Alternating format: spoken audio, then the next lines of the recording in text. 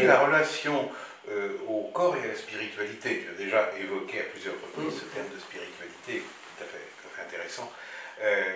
J'ai un jour demandé à Léonore Fini si quand elle commençait un tableau, elle était sûre du résultat final, et elle m'avait répondu non, le tableau évolue par lui-même, et je ne sais jamais à quel résultat je vais aboutir finalement. Oui. Est-ce que pour toi, lorsque tu commences par exemple un grand plexiglas, est-ce que tu as une idée précise du résultat, ou est-ce que là aussi les choses peuvent évoluer? Ah bien sûr, au contraire, je ne sais pas du tout ce que ça va donner, puisque je travaille à l'envers, Oui. et que le plexiglas est masqué d'un film opaque. Donc je ne peux pas voir ce qui se passe. Je le vois reverse, à l'envers, comme on dit. Oui. Et donc, avant de mettre la touche finale au pinceau, j'ai absolument aucune idée, mais même quand je la mets, je ne sais pas du tout ce que ça va donner, donc je le découvre quand finalement je les prends en photo, quand les plexiglas sont finis. Et c'est très très important pour moi, parce que souvent, la pensée oriente l'idée de l'artiste vers quelque chose, une espèce de pensée de chef-d'œuvre, entre guillemets. Oui. Et c'est pas ça du tout qu'il faut trouver. Il faut trouver la liberté. Et justement, la liberté totale, c'est de ne pas savoir ce qu'on fait et d'être dans le flux de l'inconscient, si tu veux. Mon inconscient et l'inconscient collectif. Et c'est ce qui permet ça, cette grande liberté, c'est de ne pas savoir ce qu'on fait. Oui. Voilà. Alors, à regarder tes œuvres, on sent une réelle proximité avec la nature, prise un peu comme une terre-mère, d'une certaine manière, une terre-mère, terre nourricière, une source d'énergie, avec laquelle tu te sens en communion, Oui. tout à fait clairement. Et est-ce que finalement, ça n'explique pas pourquoi l'art occidental, qui est issu de sociétés qui vont beaucoup plus chercher à dominer la nature, hein, et ça, la référence, elle est biblique, elle est dans la Genèse. Est-ce que tu ne penses pas que tes influences qui viennent de cultures plutôt animistes ou panthéistes, Oui. ça s'explique là, parce que là on respecte la nature, on vit en harmonie avec la nature dans ces cultures. Oui, tout à fait, exactement, oui, oui, oui. À part chez j'allais dire des amis, mais des peintres comme Bruegel ou Bosch, Oui. hein, qui peint ces délires hystérico-érotico-cosmiques. Bon, oui, là on est dans la folie, entre guillemets, comme dans la magie, entre guillemets. Voilà, oui, c'est des artistes que je respecte énormément. Vermeer, je dois dire que j'ai beaucoup d'affinité, enfin d'affinité. Je trouve qu'il se dégage des tableaux de Vermeer comme une dimension spirituelle très importante, comme un recueillement intérieur, ou certains portraits de Rembrandt, comme ça. Je ne dénigre pas toute la pensée occidentale. Il y a des gens qui ont su trouver la dimension intérieure des choses qui m'impressionnent beaucoup. Oui, c'est vrai, quand tu cites Bruegel et Bosch, ça me parle aussi beaucoup. Voilà. Oui. Je ressens moins chez Vermeer cette dimension de spiritualité, je me trompe peut-être. J'aime beaucoup Vermeer, par exemple. Ce qui m'a toujours surpris chez Vermeer, c'est la taille très réduite de ses tableaux. Alors que chez Bosch, on a au contraire, ou chez Bruegel, on a affaire souvent à d'assez grands formats. Mais la relation avec la nature, c'est chez les réalistes flamands, c'est quand même très très important. Oui. Alors tes œuvres occupent donc le format carré, c'est ta forme de base, c'est un choix, mais elles sont très remplies, elles laissent peu d'espace au vide. Par rapport par exemple, enfin, je fais référence là au carré blanc sur fond blanc de Malevich. Qu'est-ce qui explique cette nécessité de remplir l'espace? Mais j'ai comme grand maître la nature. La nature ne laisse jamais de vide. Bien que philosophiquement parlant, je suis intéressé par le vide des bouddhistes, qui avaient 18 ou 19 formes de vide. Mais moi j'aime remplir les choses, j'aime le foisonnement des choses. Et dans la nature, oui, t'as aucun... Dès qu'il y a un espace, il y a un arbre qui s'y met, une herbe, une fleur, tout est en compétition comme ça pour éclater au monde. C'est un jaillissement au monde, quelque part. Oui, je veux que ma peinture soit un jaillissement au monde. Oui, c'est une belle formule, un jaillissement. Oui, voilà, oui, bon, c'est ça. Oui. Alors, dans les entretiens que tu enregistres, comme le nôtre, qui sont disponibles sur ton site. Tu insistes beaucoup sur cet aspect de la spiritualité. Et en fait,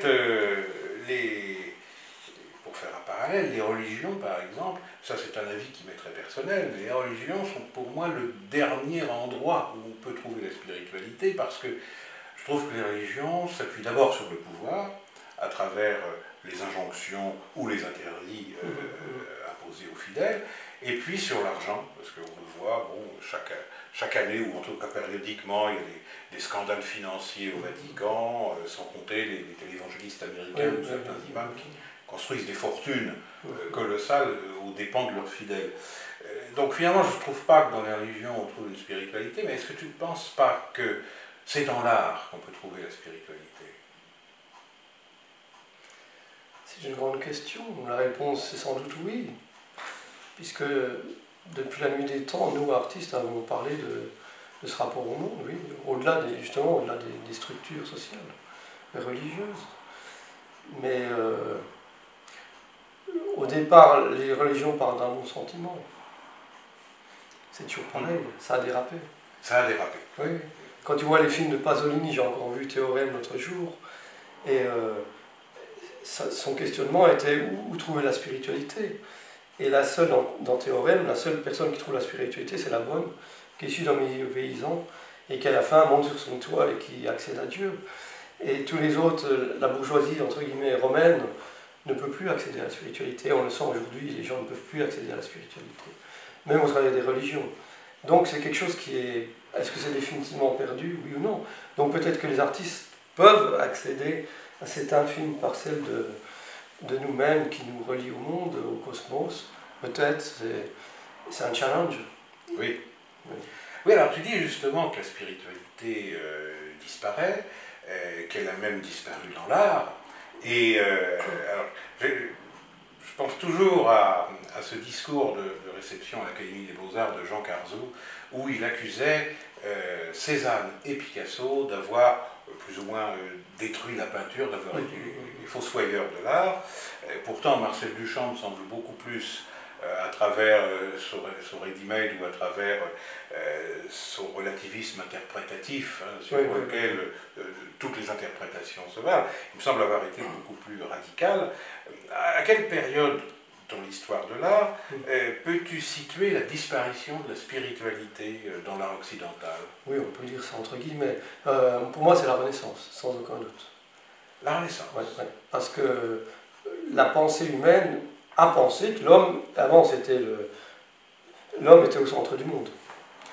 Et dès l'instant où l'homme est au centre du monde, tout est possible. Hein. C'est ce qu'on voit aujourd'hui. Oui. Voilà. Et c'est toujours des portraits, c'est ce personnage qui est important, c'est cette femme qui est importante. C'est-à-dire qu'on a quitté ce monde global pour entrer dans un monde individuel. Et c'est ce que je sens très fortement. Par exemple, chez les primitifs italiens comme Giotto ou d'autres, on sent cette dimension spirituelle. Oui. On le sent dans les couleurs, dans la pureté des couleurs. C'est un peu comme les fresques égyptiennes. Les bleus sont magnifiques, les ocres sont magnifiques. Il y a cette pureté. Et cette pureté a un peu disparu, peut-être avec l'invention de l'huile, qui sait. Parce que la fresque est beaucoup plus... c'est comme... là, je vais faire des digressions, mais c'est comme ma peinture, c'est pas de l'huile, c'est l'acrylique. La couleur est très dense aussi avec le plexiglas. Et par exemple, je voulais citer Matisse. Pour moi, les travaux les plus importants de Matisse, c'est à la fin de sa vie, avec ses papiers découpés. Parce que ce sont ses assistantes qui peignaient ses papiers, puis il les découpait. Et c'est la simplicité, c'est-à-dire qu'il il découpait la forme. Et il faut trouver la simplicité dans l'art. Oui. Et avec la simplicité, je pense qu'on peut retrouver une certaine spiritualité. Alors, quand on regarde tes œuvres, on est frappé par la répétition de certains motifs, comme par exemple l'oiseau ou la fleur de lotus, ou ici on le voit des formes de frises, qui couvrent parfois l'ensemble de l'œuvre. Est-ce que cette répétition, ça n'est pas une manière d'inciter le regardeur à la spiritualité, un peu comme les derviches tourneurs vont tourner de manière très répétitive, ou les hindouistes ou les bouddhistes artistes vont répéter des mantras de manière jusqu'à l'épuisement, pratiquement. Oui, c'est le même système, exactement. Oui, tu as très bien compris ce que je veux faire. Oui, c'est exactement ça. Oui. Dans la répétition, on peut changer les ondes du cerveau pour accéder à un autre stade. Oui, tout à fait. Oui, oui, oui. C'est pratiquement une approche hypnotique, d'une certaine manière. Si l'hypnose permet d'accéder à la transe, oui. Oui, d'accord. Voilà, oui, c'est un chemin, oui, oui, oui, voilà. Oui, oui. Alors, dans tes œuvres, donc, ces sérigraphies, tu vas superposer des strates successives, à tel point qu'on, par référence à Jackson Pollock, je trouve qu'on pourrait appeler ça un dripping vertical. Bon. Ces motifs expriment à la fois, et souvent dans la même œuvre, une spiritualité et un érotisme, parfois très cru d'ailleurs. Bon. Dans nos cultures occidentales, hein, qu'on le veuille ou non, influencées par le platonicisme et par le christianisme, où le corps et l'esprit sont parfaitement séparés, l'un étant supposé élevé, l'autre étant supposé méprisable, il se forme un hiatus entre la superposition des deux, ou en tout cas le fait de mettre les deux sur le même plan. Comment es-tu parvenu à établir cette synthèse alors que tu es issu de cultures occidentales? Tout à fait, oui. Ben, c'est la leçon de Pollock. C'est-à-dire qu'il était au milieu de sa peinture en jetant de la peinture sur le sol. Oui. Et lui, il avait appris ça des Navarros. C'est ce que les Navarros font. Les sand paintings, les dessins sur le sable, ils mettaient les 4 directions et puis ce rapport au cosmos, ce rapport aux couleurs. C'est vraiment... parce que on peut parler de verticalité, mais je travaille toujours à plat. Donc je travaille sur la terre quelque part. Voilà, oui, je travaille sur la terre. Oui, oui, finalement tu travailles à plat comme Soulages travaille à plat. Voilà. Oui, tout à fait. Oui, oui, oui. C'est mon corps qui se déplace oui, dans la peinture. Oui, parce que c'est tout de même assez physique, enfin, notamment lorsque tu utilises la presse. Oui, c'est très physique. Oui. Parfois fastidieux. Bon, toutes les étapes de la sérigraphie sont intéressantes.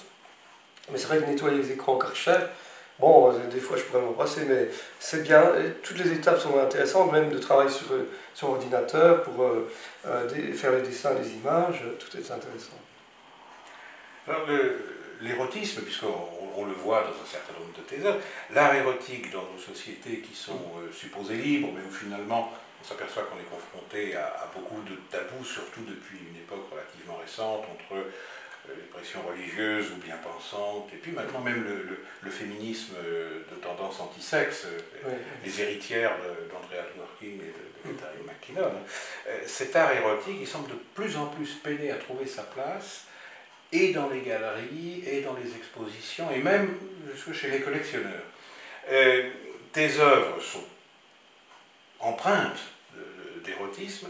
Quelle est la réception qu'elles ont aux yeux du public, de la presse, voire des collectionneurs ou du monde de l'art quand tu les exposes? Ça, c'est une très bonne question, il y a beaucoup de choses à dire là-dessus. La presse, en général, ça se passe très bien, parce qu'ils aiment parler de mon travail, sauf à quelques rares exceptions. Mais le public et les collectionneurs, les gens n'achètent pas parce que qui est-ce qui achète de l'art en France, entre guillemets, la bourgeoisie. Et ils ne peuvent pas mettre ça chez eux. Ils ne peuvent pas. J'ai des amis médecins, j'ai discuté avec des amis, ils ne peuvent pas mettre ça chez eux. Ils ne peuvent pas, c'est une barrière. Et donc, ça devient très compliqué. J'ai eu un dîner hier avec ma galeriste de Zurich qui est venue chercher des œuvres pour ma prochaine expo à Lugano, à Woopart, une foire d'art contemporain sur papier. Elle me dit, Jean-Pierre, mais t'es en réalité, on ne peut pas vendre tes œuvres. Elle est désespérée. Parce que justement, ça parle de cette énergie vitale. Bon, on parle de sexualité, mais c'est une énergie vitale qui concerne tout le monde. Et justement, les gens sont complètement dissociés de leur corps, complètement. Et il faut que je trouve des gens un peu illuminés, entre guillemets, oui. Qui pourraient aimer mon travail, comme le docteur Cachel, Van Gogh. Enfin, voilà. Je trouve quelques gens comme ça. J'avais trouvé quelques personnes comme ça à New York et à Montréal. Malheureusement, en France, j'ai beaucoup de mal à trouver. C'est comme ça. J'ai vu par exemple que tu exposes en Chine, oui. mais la relation des Chinois à l'érotisme l'antisémitisme est tout de même très ambigu. Je me souviens par exemple que la traduction chinoise de mon essai sur l'origine du monde, voilà, oui. eh bien, l'éditeur, pour que ça puisse être publié, a supprimé toutes les reproductions de l'origine du monde dans le livre, y compris dans les cahiers d'illustration, ce qui fait qu'on a un livre qui parle d'un tableau, mais on ne voit jamais le tableau. Comment les Chinois réagissent-ils lorsqu'ils voient tes œuvres? Ben écoute, pour te dire la vérité, j'en sais rien, parce que les gens qui m'exposent là-bas, mon ami Xiwen, communiquent assez peu là-dessus. Bon, c'est vrai que j'ai une grosse exposition dans un musée à Shenyang, en Chine, jusqu'au 15 septembre, et j'ai pas beaucoup de réactions, je ne sais pas. Bon, Oui. se présenter là-bas, on verra. Peut-être qu'ils vont aller brûler le musée ou le fermer, je ne sais pas, enfin je suis pas là-bas, ils vont pas m'assassiner. J'imagine bien. Mais je peux pas dire que je fasse ça Pasolini disait qu'il était un provocateur. Moi, je pense pas être provocateur. Je peins ce que j'ai envie de peindre. Quelque part, je suis comme les fous, les aliénés, ou les aliénés. Je dis ce que j'ai envie de dire. Et après, vous le recevez ou vous le recevez pas. C'est ça. Je peux pas m'occuper du public parce que ce serait mentir à moi-même. Alors, Théophile Gautier, dans sa préface de Mademoiselle de Maupin, on est dans les années 1830, hein, c'est vraiment très très tôt, avait posé le principe de l'autonomisation de l'art, c'est-à-dire d'un art qui finalement ne devrait se soumettre à aucun jugement, sinon le jugement esthétique bien sûr, mais sûrement pas se soumettre à la morale au sens de la moraline de Nietzsche. Et Baudelaire avait la même idée, puisque il écrit à son avocat au moment du procès des Fleurs du Mal qu'il y a deux morales, une pour les poètes ou les génies et une pour les polissons. Bon, l'expression est assez amusante, mais comment ressens-tu aujourd'hui les attaques qui sont portées contre la liberté de création, notamment au sujet de l'art érotique, au nom de la bien-pensance contemporaine? Je pense que oui, on a été beaucoup plus libre dans les années 60, 70, hein, oui. Au niveau de l'art. Ça se referme, malheureusement. Mais il y a aussi des artistes qui jouent la provocation. Donc bon, certains artistes s'en sortent bien en jouant la provocation, hein, bien sûr. Comme Banksy avec sa toile qui s'autodétruit à 2 millions de dollars ou de livres. Bon, il joue la provocation. Et donc ça sert un certain nombre d'artistes. Moi, ça me dessert parce que j'ai beaucoup de mal à présenter mon travail, bien sûr. J'ai plusieurs expositions qui ont été annulées à cause du contenu érotique. Bon, je peux exposer, mais quand bien même, chaque fois que je fais une expo, je dis tiens, quand même, je vais pouvoir vendre 1 ou 2 œuvres, et chaque fois c'est 0. Donc on rentre à la maison, on dit est-ce que ça vaut la peine de continuer? C'est vrai, il faut une sacrée force de résilience. Il ne faut pas croire en soi, mais il faut avoir envie de vivre. Il faut avoir une envie de vivre incroyable pour être artiste dans une société aussi méprisante par rapport à la création. Je trouve que la société contemporaine européenne, mais certains pays ont une attitude différente. Moi, je pense que la France, c'est terrible. Et quels sont les pays qui seraient plus ouverts selon toi? Ben, je citerai par exemple la Suisse, parce qu'ils ont des aides avec les artistes. Je me rappelle toujours, pour citer ce que je connais, à Montréal, mes amis artistes, il y avait des bourses pour les artistes qui étaient entre 10 000, à l'époque, entre 10 000 et 30 000 dollars par an. Oui. Donc, ils sont considérés comme artistes, ils font un travail, ils présentent leur travail, la commission dit bon, faites un bon travail, un excellent travail, ou un excellent travail, vous travaillez internationalement, on file 30 000 euros par an, parce qu'on sait que très peu d'artistes vendent. C'est une réalité. Oui, c'est une réalité. Donc, une fois, j'avais appelé une amie, Anita, à Montréal, je dis je m'en sors pas, je vends rien. Oh, mais il n'y a pas de bourse en France. Je dis non, il n'y a pas de bourse. Donc ça, c'est un vrai problème. Mais c'est pareil pour les paysans. Tu imagines que dans ce pays, un paysan se suicide tous les 2 jours. Oui. Et les écrivains, pareil, tu les entends parler, ils ne peuvent plus vivre de leur art. Bon, est-ce que ça n'a jamais existé? À un moment donné, peut-être les artistes ont pu, je ne sais pas. Mais c'est une question vraiment fondamentale. Il faudrait y réfléchir. Je ne pense pas que le politique puisse y faire grand-chose. C'est surtout une conscience personnelle. Moi, j'ai souvent des dîners avec des amis qui sont médecins. Ils vont aller faire du ski, ils vont dépenser 10 000 euros pour aller skier au pôle Nord. Et ça ne leur viendrait pas l'idée de m'acheter une petite œuvre à 500 euros. Et donc là, on est quand même moi je me sens, comme disait Artaud, on est sorti de la vie parce qu'on ne fait plus partie de la société. On se retrouve au temps de Van Gogh et de Cézanne. J'ai vu le film sur Cézanne l'autre jour avec Guillaume Canet et Gallienne. Et la vie de merde qu'ils ont eue, ces grands artistes, c'est triste. Oui, et ça se perpétue aujourd'hui, voilà. ou ça renaît aujourd'hui. Ça renaît un peu aujourd'hui. Je pense que dans les années 60-70, les artistes ont pu faire un peu plus d'argent, et puis les bourgeois, entre guillemets, achetaient, ils allaient chez les ateliers d'artistes. On était intégrés, mais là, on est totalement mis à part, hein, on est pestiférés.